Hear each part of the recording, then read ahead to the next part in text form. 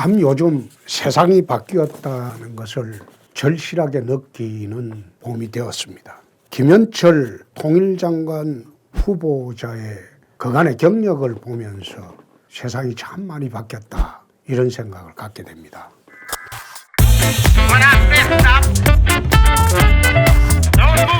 원래 통일부 장관이란 이 자리는 한반도 유사시에 통일이 되면 북한의 민사행정을 책임지는 막중한 자리일 뿐만 아니라 앞으로 한반도가 평화통일로 나가는데 중요한 역할을 해야 되는 그런 자리입니다. 그런데 그런 자리에 이번에 문재인 대통령께서 친북 좌파를 넘어서 종북 성향의 김현철 통일부 장관 후보자를 지명했다는 것은 앞으로 이 정부가 나아갈 방향에 대해서는 많은 시사점이 되고 있습니다.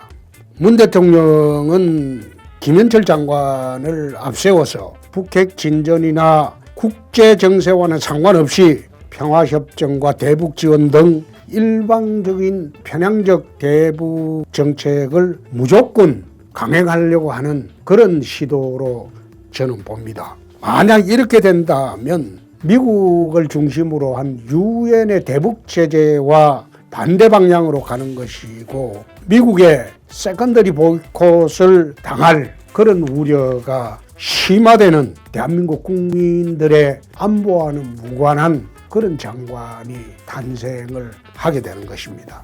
문재인발 한반도 리스크가 더 커질 수도 있다, 이런 생각을 들게 하는 그런 장관입니다.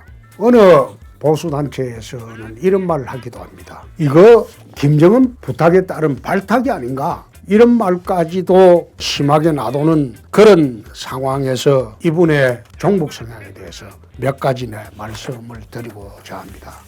2015년도 DMZ 지뢰도발 사건과 관련해서 북한이 유감 표명을 한 이후에도 어떤 말을 했나? 심정은 가는데 확실한 물증을 제시하지 못했다며 군사분계선을 중심으로 지뢰는 압도적으로 남측 구간이 많았다면서 북한을 옹호하기도 했고, 천안함 피격 원인에 대해서도 숱한 의혹을 제기해 왔으며 미국 등에서 북한 소행이라는 정부 주장을 부인하는 그런 활동까지도 했던 분입니다. 특히 북한이 천안함 폭침 도발에 대해서 사과하지 않더라도 최근에 와서는 오이사 대북 제재를 풀어야 한다는 이런 주장까지 지금 하고 있습니다. 3월 26일은 천안함 피격 9주기입니다.